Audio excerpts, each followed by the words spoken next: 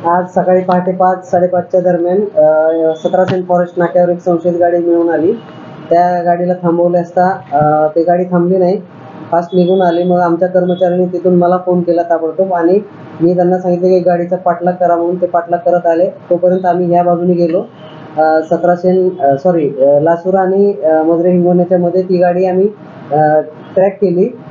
तिला आमची गाडी आडवी दिसल्याने ते शेतामध्ये गाडी घातली त्याने आणि चावी घेऊन तो पळून गेला.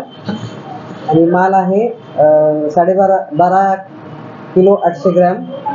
टोटल किंमत आहे गांजाची 77,000 रुपये. आणि